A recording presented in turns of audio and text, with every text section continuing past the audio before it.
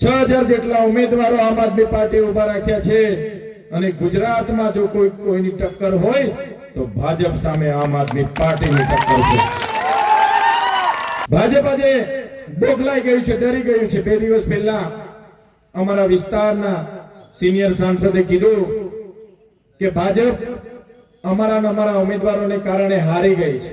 શું આદિવાસી માટે લડવું એ મારો ગુનો હતો? શું અમારા યુવાનોને મારી નાખે એમને ન્યાય અપાવો શું અમારો ગુનો હતો? કે અમારા ભગવાન બિરસા મુંડા અમારા પૂર્વજ એ પણ અમારા અધિકારો માટે લડતા લડતા જેલમાં શહીદ થયા હતા। આ ચૈતર વસાવા પણ આદિવાસીના દીકરા છે। તમારી જેલોથી અમે ડરવાના નથી। આજે તો હજુ અમારી સેમીફાઇનલ છે, અમારું ટ્રેલર છે। 2027 માં પૂરું પિક્ચર આવશે અને ગુજરાતમાં આમ આદમી પાર્ટીની સરકાર બનશે।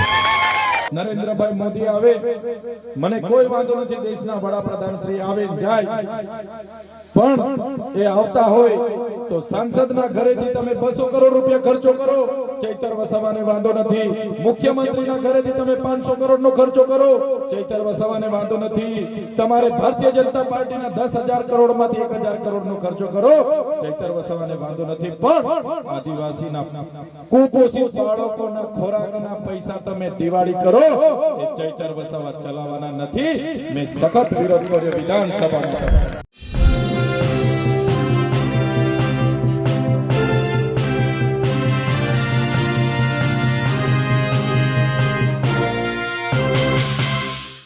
આમ આદમી પાર્ટી સ્થાનિક સ્વરાજની ચૂંટણીમાં પ્રથમ વખત આક્રમક રીતે લડી રહી છે। મહત્વપૂર્ણ બાબત એ છે કે ખાસ કરીને આદિવાસી વિસ્તારોમાં આમ આદમી પાર્ટીનો મોરચો ચૈતર વસાવાએ લીધો છે। ઠેર ઠેર તેઓ પ્રચાર કરે છે, નામાંકન ભરવા જાય છે તો પણ એક મોટું શક્તિ પ્રદર્શન દેખાય છે। તેઓ કેવડિયામાં હતા। કેવડિયામાં એ તમામ લોકો છે સરકારે જેમની સરદાર સરોવર ડેમ માટે જમીનો પડાવી પણ તેમને જે યોગ્ય વળતર મળવું જોઈતું હતું તે નથી મળ્યું।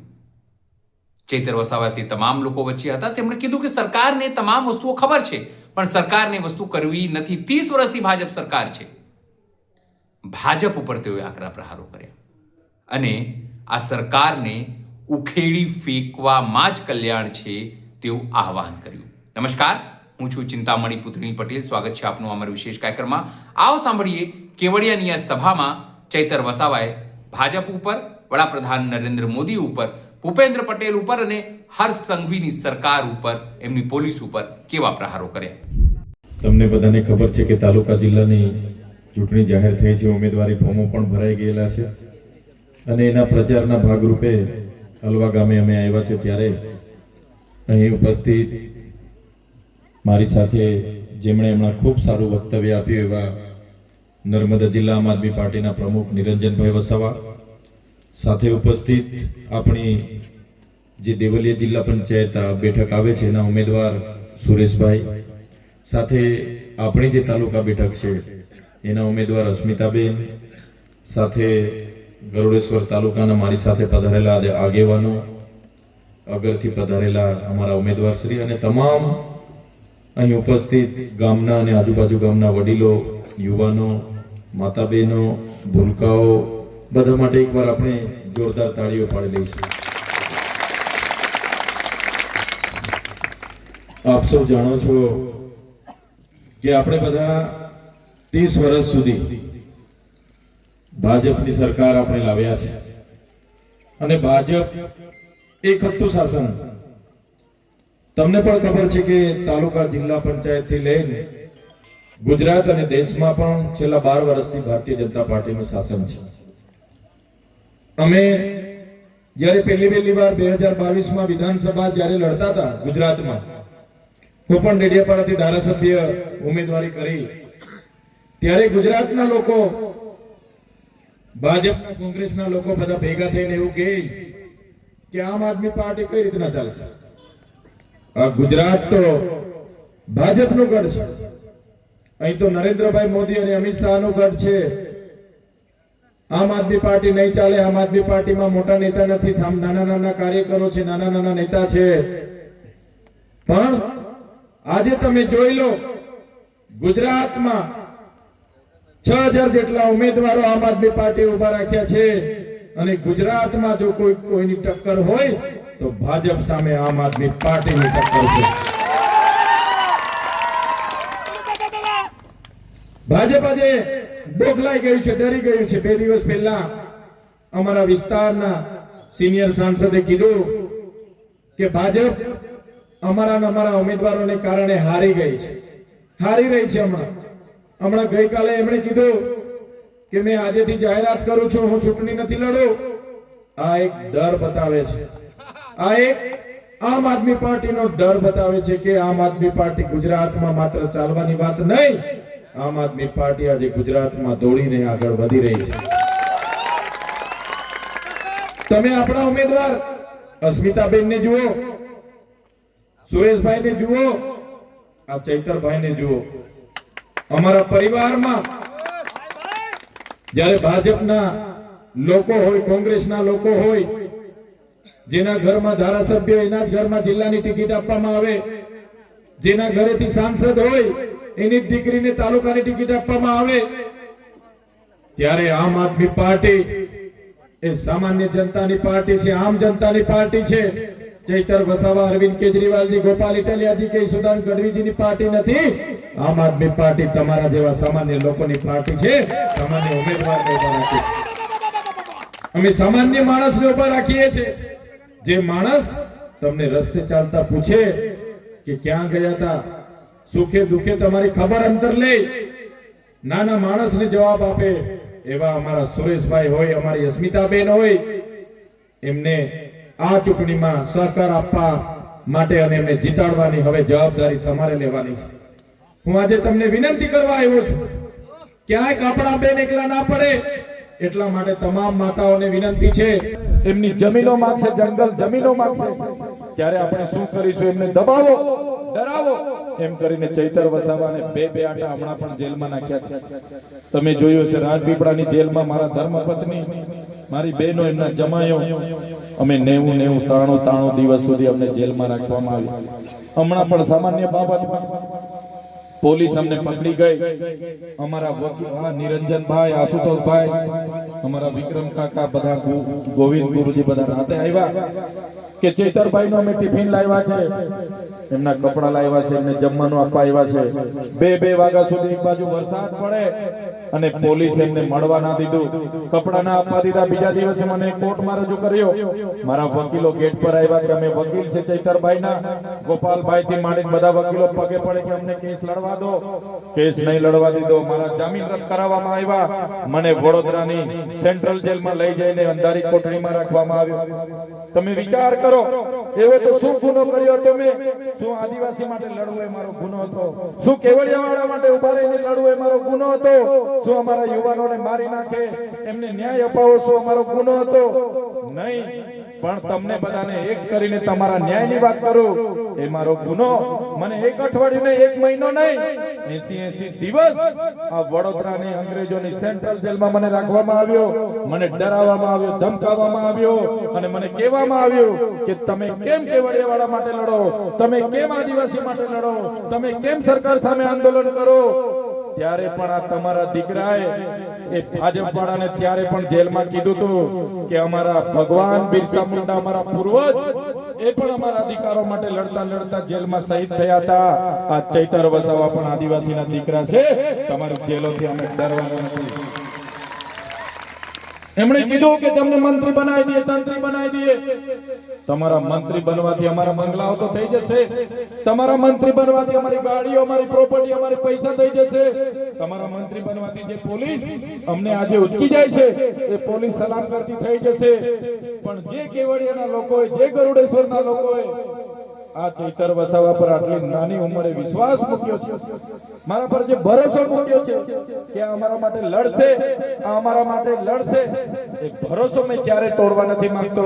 આજે જે મારી માતાઓએ, મારા બહેનોએ જે ફૂલહાર લઈને અમારું સ્વાગત કર્યું, એ જ અમારી મૂડી છે, એ જ અમારી તાકાત છે, એ જ અમારા પૈસા છે. ત્યારે સાથીઓ, બસ અમને તમારા પર વિશેષ અપેક્ષાઓ નથી, પણ આજે અમારા સાથી ઉમેદવાર ધમાભાઈ, શકુંતલાબેન, આશુતોષભાઈ અને બધા જ લોકો બહુ મોટી અપેક્ષા લઈને અમે તમારી વચ્ચે આવ્યા છીએ. 5 વર્ષથી આપણે અનેક મુદ્દે બધા સાથે રહીને લડીએ છીએ. હવે લોકશાહીમાં તમારા પર મતનો અધિકાર છે. તમારો એક એક મત ખરીદવા માટે આ લોકો આવશે, ઘરે ઘરે આવશે ને 500 રૂપિયા આપશે કે તમારા મત અમને આપજો, 2000 રૂપિયા આપશે, 5000 રૂપિયા આપશે, એ મત આપજો, મત આપજો, મત આપજો. અમારી પાસે એટલા પૈસા નથી, પણ હું તમને ગેરંટી આપું છું, તમે જો અમારા ઉમેદવારોને ચૂંટીને લાવશો, 5 વર્ષ દરમિયાન તમારે રાતે 12 વાગે પણ કામ પડશે, 12 વાગે આવીને ઊભા થઈ જશે એવા લોકો તમારી વચ્ચે છે. કાલે ગામમાં કોઈ નહીં, દુઃખનો પ્રસંગ હશે, સુખનો પ્રસંગ હશે કે કોઈને ત્યાં મયત થઈ હશે, તો પણ આપણા ધમાભાઈ, આપણા વર્ષાબેન, આપણા આશુતોષભાઈ આવીને કહેશે ચિંતા ના કરતા, આપણા પિન્ટુભાઈ આવીને કહેશે કે હું ઊભો છું, હું બેઠો છું, કઈ ઘટે તો કહેજો. કે શરૂઆતમાં જ્યારે 2022માં અમે ગુજરાતમાં આમ આદમી પાર્ટીમાં ઉમેદવારી નોંધાવી ત્યારે ગુજરાતમાં બધાનું કહેવાનું એવું હતું કે આ તો ભાજપનો ગઢ છે, નરેન્દ્રભાઈ મોદીજી, અમિત શાહનો ગઢ છે, અહીંયા તો ત્રીજો મોરચો ના ચાલે, આમ આદમી પાર્ટી ના ચાલે. છતાં અમે વિધાનસભા લડ્યા. આજે ગુજરાતમાં આમ આદમી પાર્ટી એટલી મજબૂત છે, મને કહેતા ગર્વ થાય છે કે આજે જે મંચસ્થ ઉમેદવારો બેઠા છે એ જ પ્રકારના સામાન્ય પરિવારમાંથી લોકસેવાના ધ્યેયથી જોડાયેલા 6000 જેટલા ઉમેદવારો ગુજરાતમાં આમ આદમી પાર્ટીએ ઉતારેલા છે. આજે ગુજરાતમાં થોડું વોલ્યુમ કરી દેજો ભાઈ, અવાજ કરી દો થોડું ગળું દબાય. ભાજપ વાળા તો ગળું આપણો અવાજ દબાવે છે, પણ માયક વાળા ના દબાવો, તમે ચાલુ કરો, ખુલ્લું કરો. બરાબર છે ને?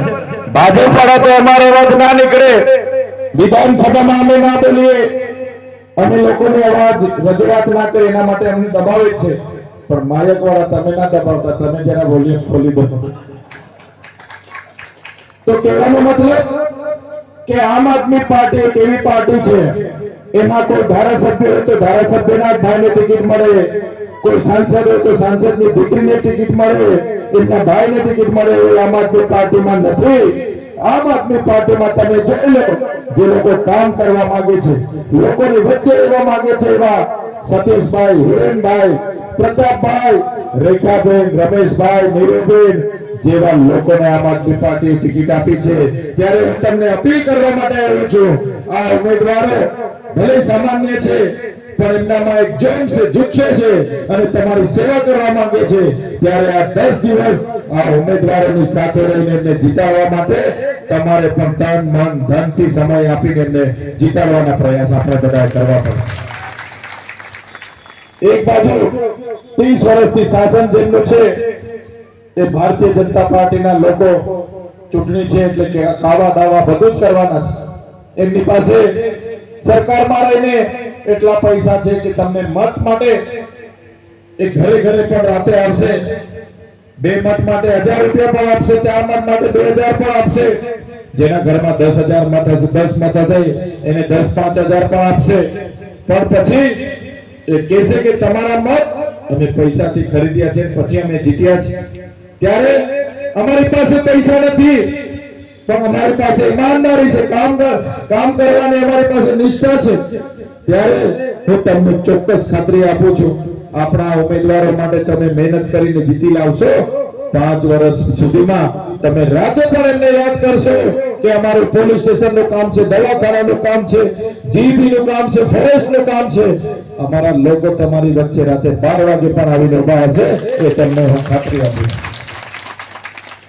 આજે અમે જ્યારે સરકાર સામે તમામ લોકો માટે લડીએ છીએ, આગળ નિરંજનભાઈ કીધું કે ખેડૂતો જ્યારે એમને અતિવૃષ્ટિનો સમય હતો, સરકાર દ્વિધામાં હતી કે સહાય આપીએ કે કેમ, ત્યારે પણ સૌપ્રથમ આપણા તરફથી આખા ગુજરાતમાં આવેદનો આપવામાં આવ્યા, ખેડૂતોની મુલાકાતો લેવામાં આવી અને સરકારને મજબૂરન પછી સહાય જાહેર કરવામાં આવી. એ જ પ્રકારે જે એપીએમસીઓમાં કરતા કાંડ થતા હતા, ખેડૂત પોતાનો પાક લઈને જાય એટલે એમાં કેટલા વર્ષ આ સરકાર ધારતી તો બધું કરતી, કેમ કે સરકારને ખબર છે કે આ વિસ્તારના લોકોએ નર્મદા ડેમમાં જ્યારે નર્મદા પરિયોજના સરદાર સરોવર પરિયોજના બનતી હતી એ સમયે પોતાના ગામડાને ગામડા દેશ અને પ્રદેશના વિકાસ થાય એ હેતુથી પોતાના ગામડા ત્યાંથી ખાલી કર્યા છે, પોતાની મામૂલી જમીન આપી છે. અને આજે એ નવી વસાહતો વાળાને જે સરકારોએ વાયદો કર્યો, કોંગ્રેસની હોય કે ભાજપની હોય, એક પણ વાયદો આજે પૂરો નથી કર્યો. હું એ વસાહતોમાં જ્યારે મુલાકાતે જાઉં છું ત્યારે મને દુઃખ થાય છે કે જે આદિવાસી સમાજે પોતાનું ગામ ત્યાંથી વિસ્થાપિત કર્યું, પોતાના કુટુંબ સાથે છિન્નભિન્ન થઈ ગયા, પોતાનો સમાજ, પોતાની પ્રકૃતિ, પોતાની સંસ્કૃતિ સાથે છિન્નભિન્ન થઈ ગયા, અને આજે એમને વળતર નથી આ સરકાર આપી શકી. ત્યારે તમે જોયું હશે નર્મદા વસાહતો વાળાને વળતર મળે, કેવડિયા વાળાને ન્યાય મળે અને ત્યાં રોજગાર મળે. તમામ બાબતોમાં જો કોઈ લડતી હોય તો એ આમ આદમી પાર્ટી સડકથી લઈને સદન સુધી તમારા માટે લડે છે. સાથીઓ, આમ આદમી પાર્ટી એક એવી પાર્ટી છે જે તમારામાંથી ઉમેદવારો નક્કી કરીને ટિકિટ આપે છે. આમ આદમી પાર્ટીમાં સાંસદ હોય એના જ દીકરીને ટિકિટ મળે, ધારાસભ્ય હોય એના જ દીકરાને ટિકિટ મળે, એ ચૂંટણી લડે એવો આમ આદમી પાર્ટીમાં નથી. આમ આદમી પાર્ટી એ આમ લોકોની પાર્ટી છે, આપણા લોકોની પાર્ટી છે, અને આમ આદમી પાર્ટીના ઉમેદવારો પણ આપણે નક્કી કરીએ છીએ, જનતા નક્કી કરે છે. આમ આદમી પાર્ટી ચૈતર વસાવા, અરવિંદ કેજરીવાલ, ઈસુદાન ગઢવી કે ગોપાલ ઇટાલિયાની પાર્ટી નથી. આમ આદમી પાર્ટી નીચે બેઠેલા આમ લોકોની પાર્ટી છે, આપણા લોકોની પાર્ટી છે.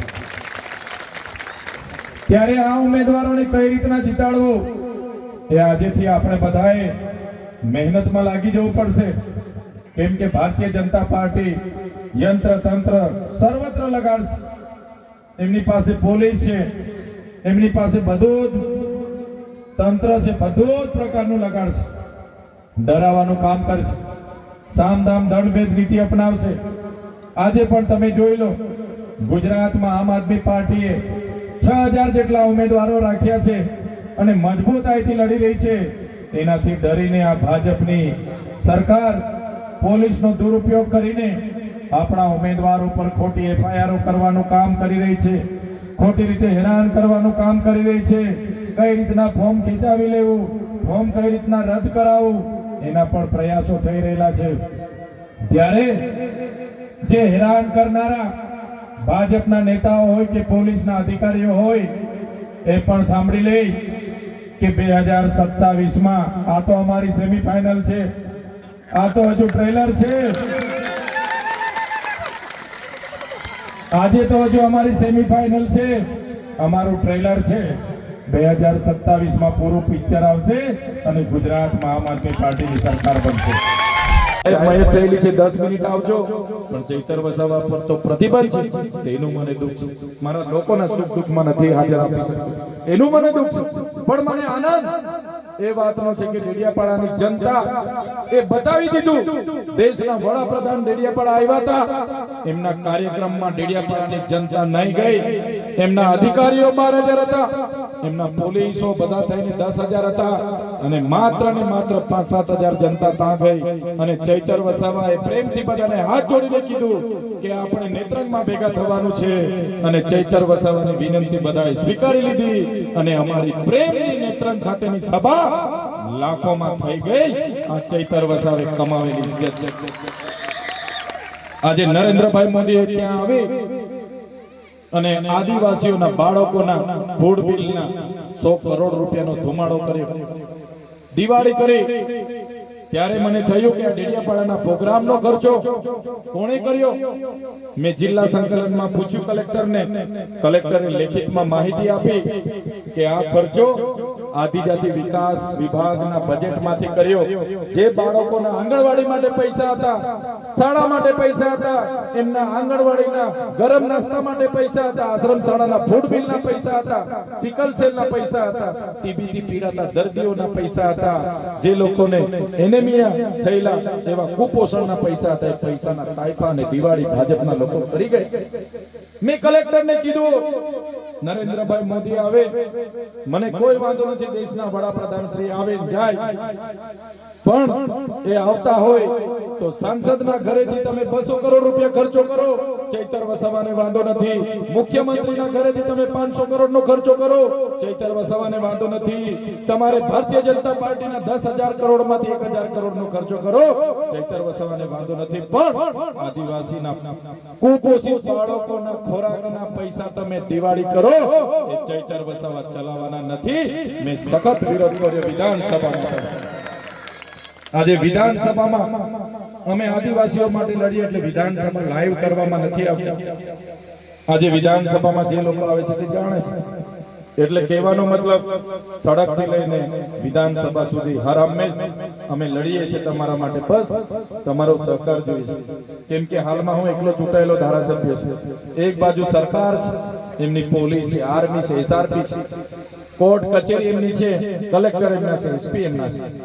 હું એકલો માણસ, નાનો માણસ ના પહોંચી વળું. એટલા માટે આવનારા દિવસોમાં તમારે તાલુકા અને જિલ્લા પંચાયતના ઉમેદવારને જીતાડવા માટે તમારે સમય કાઢવો પડશે. આજુબાજુના વિસ્તારમાં જવું પડશે, બધાને ફોન કરવા પડશે, કહેવું પડશે કે એક મોકો આપણે આમ આદમી પાર્ટીને લાવવાનો છે. અમારા વતી તમને અપીલ છે કે તમે તો છો જ, પણ આજુબાજુ વિસ્તારોમાં પણ તમે કહેજો કે 30 વર્ષ ભાજપને આપ્યા છે, આપણે થાકી ગયા છે. આજે ગેસના બાટલા નથી મળી રહ્યા, આજે રોજગારી નથી મળી રહી, શાળામાં શિક્ષકો નથી, શિક્ષણ નથી, દવાખાનામાં ડોક્ટર નથી, સાધનો નથી. ત્યારે હવે એકવાર આમ આદમી પાર્ટીને જીતાડવાનું કામ તમે કરો, એવી વિનંતી કરવા માટે આવ્યો છું.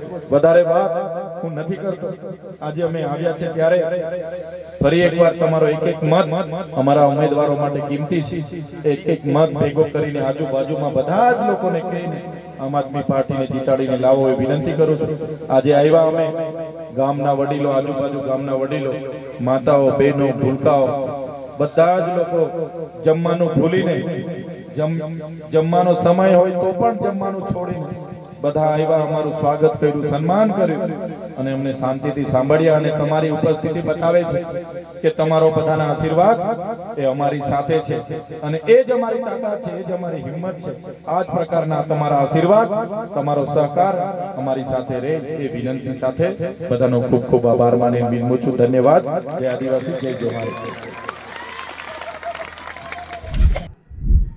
ચૈતર વસાવાની આ વાત સાંભળીને આપને શું લાગે છે, જરૂરથી અમારા કોમેન્ટ બોક્સમાં કોમેન્ટ કરજો. એ સિવાય અમારી YouTube ચેનલને લાઈક કરો, સબસ્ક્રાઇબ કરો, બેલ આઇકન દબાવો. સાથે અમારી વેબસાઇટ છે www.gujaratplus.in, ત્યાં પણ જઈને તમે વધુ અપડેટ થઈ શકો છો. અત્યાર માટે બસ આટલું જ. નમસ્કાર.